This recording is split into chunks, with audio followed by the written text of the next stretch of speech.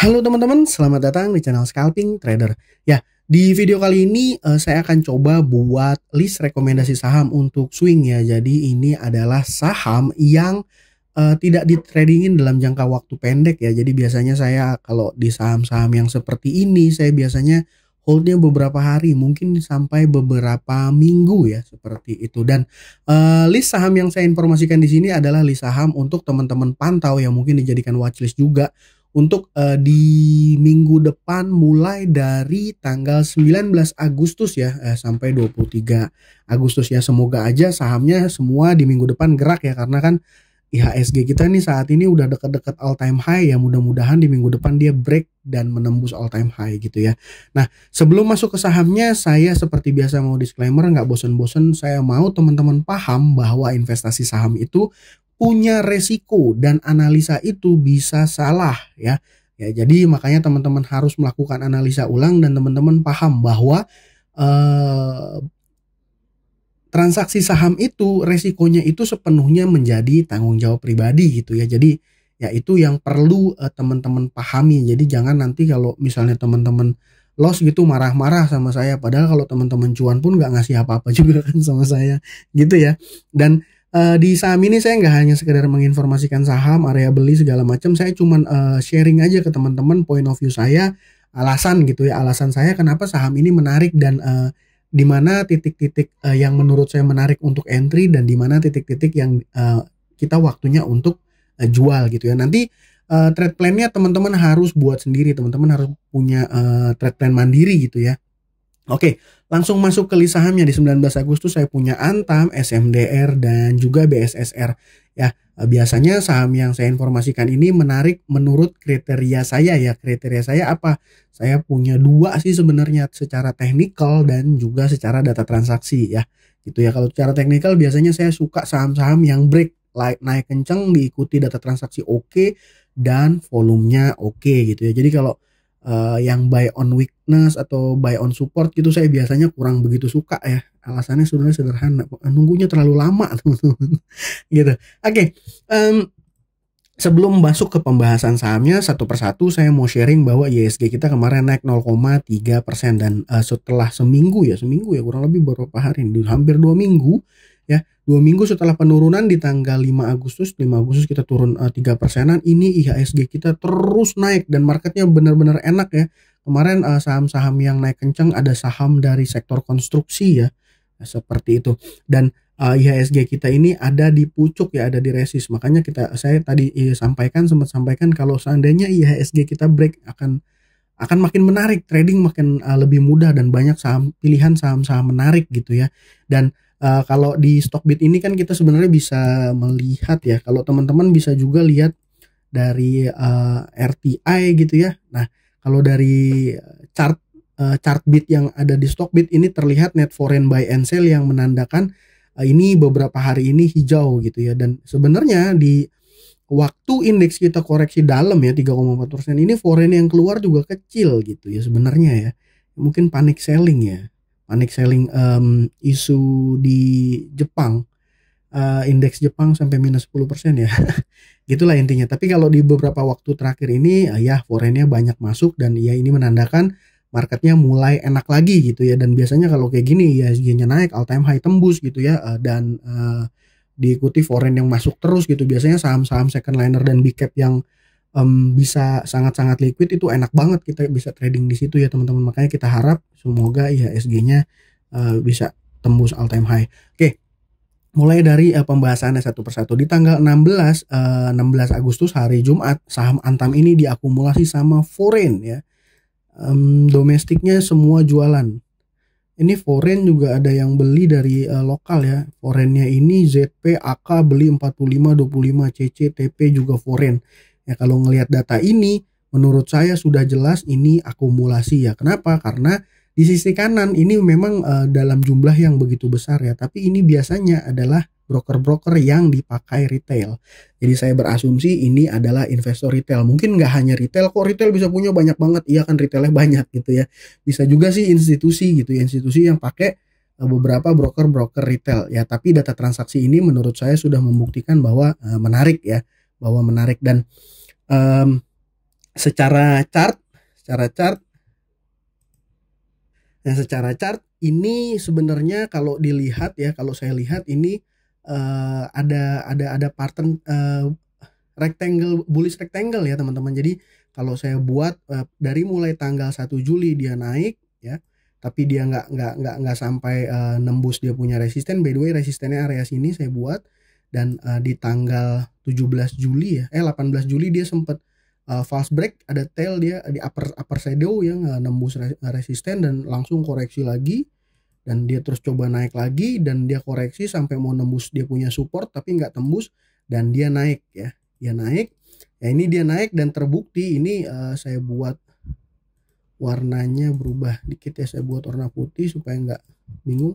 Dan di sini di candle tanggal 16 Agustus ya teman-teman, dia break, dia opennya aja langsung gap up ya, open gap up, dia break ke atas dan diikuti data transaksi yang menurut saya oke, terus volumenya juga oke kan.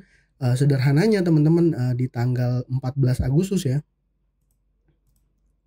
Nah, 14 Agustus volume yang terjadi hanya 176.000 ya. Di tanggal 15 itu naik jadi 700. Jadi dari 100 ke 700. Nah, di tanggal 16 itu hampir 1 juta ya. Hampir 1 juta lot volume transaksi yang terjadi. Dan biasanya ya, sepemahaman saya teman-teman ya, mungkin saya boleh dikoreksi kalau salah, saham yang naik kencang diikuti data transaksi yang oke dan diikuti volume yang besar biasanya akan lanjut naik. Ya, tinggal teman-teman lihat aja seminggu ke depan pola pergerakan saham Antam seperti apa. Kalau seandainya besok dia Senin dia turun gitu ya, sampai turun dan volumenya nggak terlalu besar, itu artinya area pullback yang bisa jadi area kita koleksi gitu ya. Ya, kalau seandainya teman-teman bisa dapat di area 1430-an, sebenarnya udah 1430-an udah cakep banget ya. Area take profitnya adalah di resisten area 1530-an menurut saya. Jadi secara risk reward ratio juga masih menarik seperti itu ya. Oke, selanjutnya saya ada saham SMDR ya. Saham SMDR ini berdasarkan data transaksi di tanggal 16 ya, di hari Jumat ini ada akumulasi yang cukup besar. Ini XLYP, XLPD ini keluar ya jadi seller dan diakumulasi oleh OD, FS dan LG. Jadi ini kecil-kecil ini yang beli, 3 broker besar yang beli itu OD, FS dan juga LG. Dari data ini sebenarnya saya berasumsi ini sudah masuk kategori sangat kuat akumulasi ya, dan sahamnya naik 9%. Nah, kita lihat chartnya. Di chartnya ini mengindikasikan polanya sama mirip-mirip ya dengan Antam. Jadi dia punya console box atau ya mungkin area sideways yang nggak terlalu lama ya, di sini dan hari Jumat kemarin tanggal 16 dia break ya teman-teman. Ya karena cuma dia kemarin di hari Jumat itu naiknya 9% ya. Jadi mungkin kalau untuk area stop lossnya saya batasi ya, jangan sampai terlalu panjang. Mungkin teman-teman, menurut saya kalau seandainya teman-teman dapat barang beli, entah itu HK atau antri-antri di saham SMDR, kalau dia closing di bawah 340 better menurut saya buang dulu ya, buang dulu. Jadi targetnya itu kemana? Target terdekatnya mungkin resisten sebelumnya ya teman-teman, menurut saya di area 390-an seperti itu. Jadi secara chart SMDR ini menarik ya. Nanti besok saya rasa dia harusnya sih nggak turun ya, kalau ngelihat data transaksinya ini akumulasi dan volumenya juga break dari average volume 20 ya. Jadi dari 20 hari terakhir ini tanggal 16 kemarin break volumenya lebih besar daripada 20 hari biasanya seperti itu, dan itu alasan kenapa SMDR menurut saya menarik. Dan saya nggak tahu nih apakah ada sentimen apa ya, karena kemarin SMDR Temas ini barengan naik ya, saham-saham perkapalan ya, logistik gitu ya teman-teman. Nah, oke, yang ketiga ini ada saham BSSR ya. Saham BSSR ini sebenarnya data transaksinya kurang begitu kuat ya akumulasinya, tapi ya seperti biasa ini broker retail ada di jajaran seller, dan ini di akumulasi top buyer satunya itu GR, dan sebenarnya ini netral aja ya. XL jual 1,6, GR beli. Tapi kalau ngelihat chartnya ini cakep ya teman-teman. Ini membentuk ascending triangle gitu ya, dan volumenya juga lumayan bagus gitu ya. Volumenya lumayan bagus. Ya kalau teman-teman, saya suka ngelihat pola yang seperti ini diikuti dengan volume ya. Memang sebenarnya banyak sih ya saham-saham dengan karakteristik yang tadi saya sebutin ya, data transaksi oke, chartnya posisinya uptrend gitu ya, terus volumenya gede, data transaksinya lebih oke dari BSSR pun ada gitu ya. Tapi saya somehow saya suka nih sama BSSR nih karena ya itu tadi saya bilang dia uptrend ya, dari mulai di range Maret ini terus naik nih teman-teman. Dia di tanggal 3 Juli ya sempat ada turun karena dividen. Kalau menurut saya ini dividen ini ya memang harusnya di-adjust ya, karena memang kita dapat duit gratis, dan ini membuktikan bahwa si perusahaannya ini perusahaan bagus. Kenapa? Karena dia menguntungkan, punya profit, dan profitnya itu dibagi dalam bentuk dividen ke pemegang sahamnya. Jadi ini salah satu perusahaan bagus menurut saya, dan dia turun dalam itu karena dividen. Tapi setelah dividennya turun nih, saya tarik garis kuning, ini kan membentuk pola ascending triangle. Dia koreksinya nurut gitu ya, koreksinya nggak ya tipis-tipis. Pernah terjadi jebol di tanggal 5 Agustus. 5 Agustus ini ya sama ya, kayaknya semua lah ya, karena terkoreksi IHSG kita minusnya sampai 3%. Jadi si BSSR ini terdampak dan dia ngejebol garis MA EMA 22 ya, saya buat EMA 22 dan EMA 30, dan dia sempat ngejebol tapi besokannya dia naik lagi, balik lagi, dan on track sampai di tanggal 16 kemarin dia break ya, dia break dengan volume yang lumayan besar. Sebenarnya nggak mencolok banget sih, tapi lumayan besar, data transaksi juga oke ya. Jadi kalau menurut saya, kalau saham BSSR ini kalau kita dapat antri dari area ya, mungkin kalau dapat 4270 ya, 4270 ya, stop lossnya di area di bawah 4250-an ya. Sebenarnya ini naiknya juga tipis ya teman-teman, 2,3%. Ya jadi mungkin kalau polanya kayak gini saya akan antri bertahap aja ya. 4250 nih saya antri gitu ya. Tapi kalau misalnya dia di bawah ini teman-teman, di bawah area 4100 ya, saya mungkin akan buang barang. Tapi pola pergerakan saham BSSR ini nggak seperti saham Antam dan juga SMDR saya rasa. Kenapa? Karena dia pola pergerakannya pelan-pelan dia ya. Jadi buat teman-teman yang nggak terlalu suka sama volatilitas, yang mau sahamnya geraknya anteng gitu ya, ini BSSR bisa jadi pilihan. Kenapa?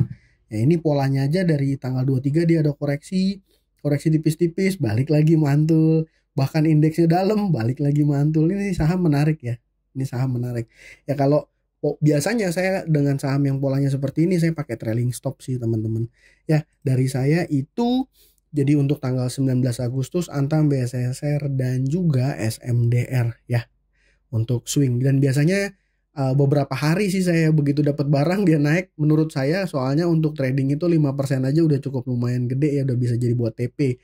Ya paling kalau dia naiknya kenceng banget ya kita jaga pakai trailing stop ya.